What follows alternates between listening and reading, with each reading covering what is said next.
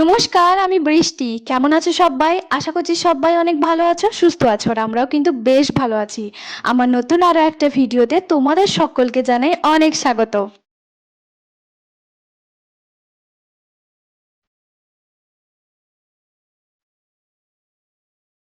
আজকে কিন্তু বৃহস্পতিবার আর আজকের ব্লগটা 11টা থেকেই হচ্ছে তোমার শুরু করছি। তো আজকে যেহেতু বৃহস্পতিবার আমার হাজব্যান্ডের কিন্তু ফার্স্ট নাইট থাকে বিকেল 4টে থেকে রাত 12টা পর্যন্ত। তো তার জন্য ও সকালবেলা ঘুম থেকে উঠে খেলতে গেছিলো, আর খেলে এসে এখানে হচ্ছে অনেক রকমের সবজি, আঙ্গুর, তারপরে হচ্ছে তোমার পেঁয়াজ কলি, কুমড়ো, এইসব নানান ধরনের জিনিসগুলো নিয়ে এসছে। আজকে কিন্তু রান্নার আমার দুপুরবেলা ঝামেলাটা নেই, তার কারণ হচ্ছে কালকে যেহেতু মাটনটা নিয়ে এসেছিলো, তো বেশ খানিকটা আছে, শুধুমাত্র ভাতটাই হচ্ছে বসিয়ে দিলাম। এখন যে আলুটা কাটছি এটা কিন্তু বিকেলবেলা ও যেহেতু ডিউটিটা যাবে, তো তখন হচ্ছে খাবারটা নিয়ে যাবে। যেহেতু ও আজকে খেতে আসবে না, বললো যে ওখানেই খাওয়া দাওয়াটা করবে, তো তার জন্য আমি ওর জন্য টিফিনটা বানিয়ে দিচ্ছি। আর কালকে রাতেই হচ্ছে একটুখানি চর্বিটা হচ্ছে তোমার ছিল মাটনে, তো সেটা আমি তুলে হচ্ছে নুন হলুদ আর হচ্ছে সর্ষের তেল মাখিয়ে একটা টিফিন বক্সের মধ্যে রেখে দিয়েছিলাম। কারণ হচ্ছে আজকে ঘুগনি বানাবো তার জন্য। তো ওখানে হচ্ছে তোমার রুটিটা হচ্ছে তোমার কিনে খেয়ে নেবে, আর তরকারিটা যেহেতু থাকবে তার জন্য বেশি ভালো হবে। তো প্রথমবার হচ্ছে তোমার আমি চর্বি দিয়ে ঘুগনি বানাবো, আগে তো কোনো দিনও বানাইনি। আর ফ্রিজটা যেহেতু আমার নেই, তো তার জন্য আমি একটুখানি ভয়ে ভয়ে ছিলাম, হয়তো জিনিসটা নষ্ট হয়েও যেতে পারে। তবে দেখা গেছে কি যে না, নষ্ট হয়নি, একদম পারফেক্টভাবে আছে। তো আমি নুন হলুদ আর সর্ষের তেল হচ্ছে মাখিয়ে যেহেতু রেখেছিলাম, মনে হয় তার জন্যই ঠিকঠাক আছে। তো তার জন্য আলু হচ্ছে তোমার কেটে নিয়েছি, আর এখানে হচ্ছে তোমার পেঁয়াজটাও কেটে নিচ্ছি, আর সঙ্গে দুটো টমেটো নিচ্ছি। আর মটরটা কিন্তু আমি সকালবেলা ভিজিয়ে রেখেছিলাম প্রেসারে, একটুখানি বেশি করেই হচ্ছে তোমার সিটিটা দিতে হবে, সেটা তো পরে বুঝতে পারলাম রাতে যেহেতু আর মটরটা ভেজানো হয়নি তার জন্য।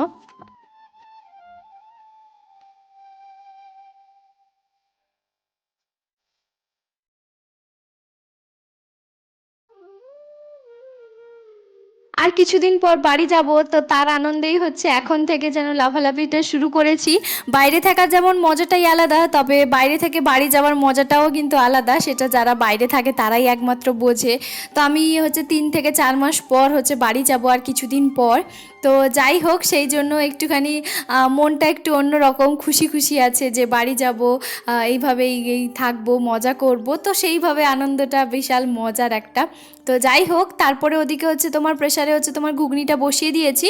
আর এদিকে সকালে যে জামা কাপড়গুলো কেচেছিলাম, বাইরে কি পরিমাণ রোদ, মনে হচ্ছে মাথা ব্যথা ফেটে যাবে এরকম পরিমাণ। আর আমি কিন্তু রোদে একদমই থাকি না, আমার ভীষণ মানে মাথা যন্ত্রণা করে, আমার মনে হয় যে আমাকে কেমন কেমন লাগে। তো তার জন্য ফটাফট দৌড় দিয়ে মনে হয় জামা কাপড়গুলো তুলে নিয়ে এসে রেখে দিতে পারলেই হচ্ছে তোমার শান্তি। মটরটা যে কতবার হচ্ছে তোমার সিটি দিচ্ছি তার তো কোনো ঠিক নেই, আমি মনে হয় হিসেবই করিনি যে কতগুলো হচ্ছে তোমার সিটিটা দিয়েছি। যাই হোক, এখন হচ্ছে কড়াইতে হচ্ছে তোমার তেল দিয়ে আলুগুলো যেগুলো কেটে রেখেছিলাম সেগুলো এখন হালকা করে ভেজে নেব, যেহেতু আবারও হচ্ছে তোমার সবার শেষে মটর আলু ঘুগনি সব কিছু কষানোর পরে আবারও লাস্টে যেহেতু প্রেসারে দেবো, তো তার জন্য একটু হালকা করে শুধুমাত্র তেলটা দিয়ে ভেজে নেব। তো তারপরে তুলে নেওয়ার পর এখানে গোটা গরম মশলা এগুলো সমস্ত কিছু দিয়ে দেবো, যেটুকুনি বাড়িতে আছে তার জন্য। খুব একটা বেশি রিচ করব না, তবে হ্যাঁ রিচটা একটু হয়ে গেছিলো, পরে একটুখানি তেল দিয়ে দিয়েছিলাম।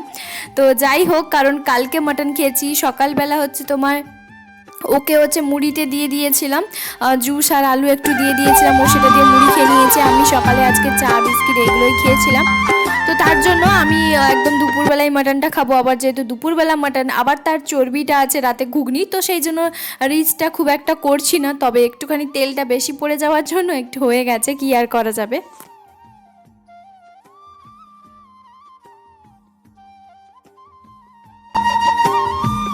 বন্ধুরা, আমার আজকের ভিডিওটা কেমন লাগলো কমেন্ট করে জানাতে ভুলবে না। যদি ভালো লেগে থাকে প্লিজ একটা লাইক করে দেবে। আর যদি আমার চ্যানেলে নতুন হয়ে থাকো তাহলে চাইলেই আমার চ্যানেলটি সাবস্ক্রাইব করে রাখতে পারো। আর যারা অলরেডি কাজটা করে রেখেছো তাদেরকে জানাই অসংখ্য ধন্যবাদ। তেলটা গরম হয়ে যাওয়ার পর গোটা গরম মশলা আর হচ্ছে একটুখানি জিরে দিয়েছি, কারণ যেহেতু জিরেটা হচ্ছে হজমের পক্ষে ভীষণ পরিমাণে ভালো। আর দুটো কাঁচা লঙ্কা চিড়ে দিয়ে দিয়েছি। তো এরপরে হচ্ছে তোমার পেঁয়াজটা দিয়ে দেব। পেঁয়াজটা খুব একটা বেশি দেইনি, মাত্র দুটো পেঁয়াজ দিয়েছি, ছোট ছোট করে কুচি কুচি করে কেটে নিয়েছি। তো এখন পেঁয়াজটা যতক্ষণ পর্যন্ত কাঁচা গন্ধ আর ভালো করে গলে না যাচ্ছে ততক্ষণ পর্যন্ত কিন্তু নাড়াচাড়া করে নেব। এদিকে আমি প্রথমে ভাবছিলাম যে গ্যাসটা বন্ধ করে দিই, আর কারণ হচ্ছে মনে হচ্ছে হয়ে গেছে, কিন্তু না, আরও কিন্তু পরে আমি আবারও গ্যাসে বসিয়ে প্রেসারে দিয়ে 6টা মতন সিটি দিয়ে দিয়েছি।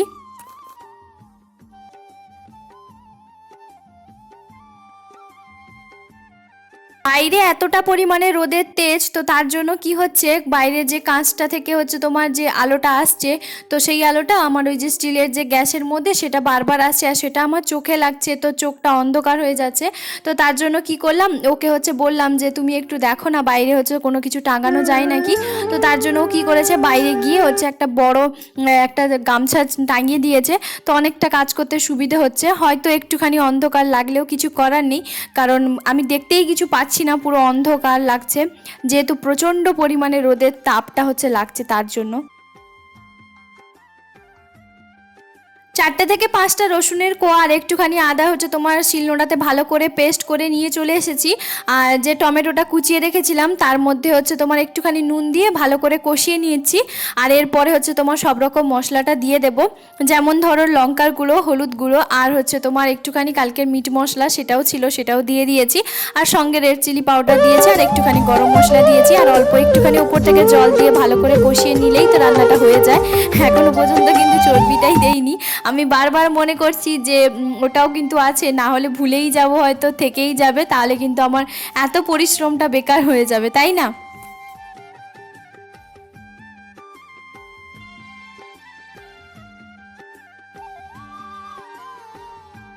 এর মাঝখানে ও এসে আমাকে বলছে তুমি এতক্ষণ থেকে রান্না বান্না শুরু করে দিয়েছো, যে আমি তো 3টে 4টের সময় যাব। তো আমি তখন বললাম যে আমার কাজটা করেই রাখি, আমার অসুবিধাটা কোথায়।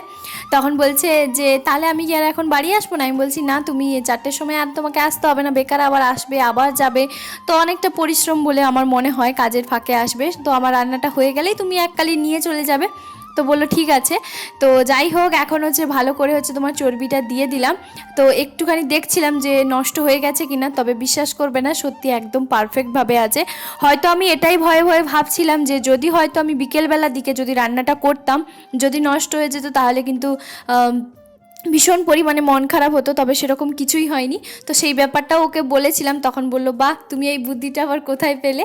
তো আমি বললাম যে কিছু কিছু বুদ্ধি এইগুলো তো হতেই থাকে, মাঝে মধ্যে মাথার মধ্যে চলে আসে।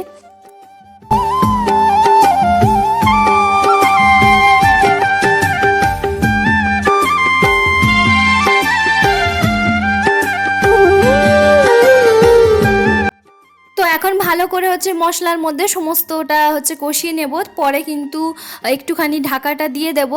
আর মটরটা এখনও পর্যন্ত দেইনি, মটরটা এখনও কিন্তু প্রেশারের মধ্যে আছে, যেহেতু ওই যে সকালবেলা হচ্ছে আমি ভিজিয়েছিলাম তার জন্য। আর এর মধ্যে হচ্ছে আলুটা দিয়ে দিয়েছি, আলুটা অনেকটা শেষেই হচ্ছে দিলাম, এখনও পর্যন্ত কিন্তু কষানো হয়নি, আরও বেশ খানিকটাক্ষণ হচ্ছে কষাবো।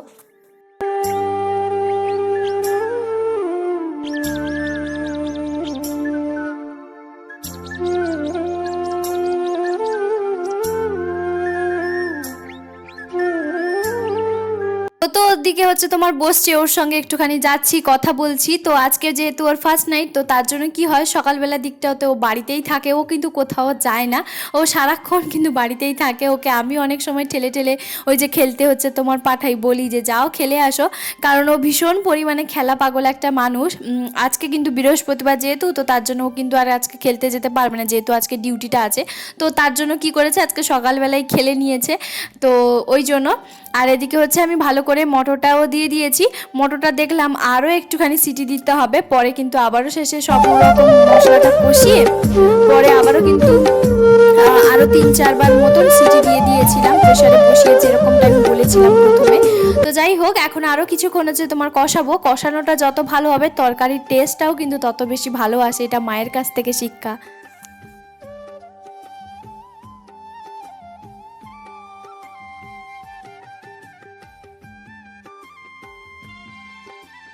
এর মাঝখানে আমি কি করেছি, একটা দুর্ঘটনা ঘটিয়ে ফেলেছি। আমি এক্সট্রা একটা আলু দিতে গিয়ে হচ্ছে তোমার এরকম, যেহেতু নতুন ছুরিটা হচ্ছে তোমার ধারালো, তো যেই আমি চিৎকার করে উঠেছি ও তো সঙ্গে সঙ্গে বোরোলিনটা নিয়ে গিয়ে হচ্ছে লাগিয়ে দিয়েছে। তারপরে হাতটা ধরে টেনে নিয়ে এসে দিয়ে বলছে ব্যান্ডেডটা লাগিয়ে দিই দাও, কারণ প্রচণ্ড পরিমাণে হাত থেকে রক্তটা বেরোচ্ছিল।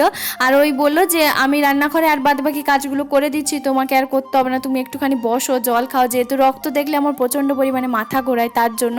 তবে এই কেয়ারিংগুলো কিন্তু ভীষণ পরিমাণে ভালো লাগে। যাই হোক, এখন কিন্তু বাজে হচ্ছে তোমার 1:30, আর এখন খেতে বসে পড়েছি। দুজনের বলতে পারো সেরকম বেশি একটা খিদে নেই, কারণ ও সকালবেলা পায়েসটা খেয়েছে। তবে 26 তারিখ ওর বার্থডে ছিল, আজকে 29 তারিখ। পায়েসটা বিশ্বাস করবে না, একদম ঠিকঠাক ছিল, মানে একটু নষ্টই হয়নি, কোনো কিছু না। তখনও আমাকে এটাই বললো, মন থেকে কোনো কিছু বানানো জিনিস কোনোদিনও নষ্টই হয় না।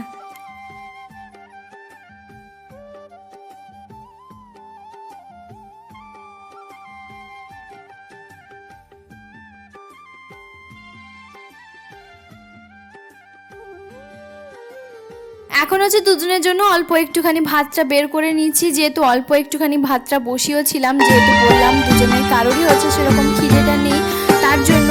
আর ও তো একদমই ওর চেয়েও একটু কম খেয়েছে, আবার হচ্ছে তোমার তুলে দিয়েছিল। আর এরপরে হচ্ছে তোমার একটুখানি নিয়ে হচ্ছে খাওয়াটা শুরু করে দেব। আর ও এখন কিন্তু হাত ধুতে গেছে, হাত ধুয়ে এসে দুজন গল্প করতে করতে খেয়ে নেব।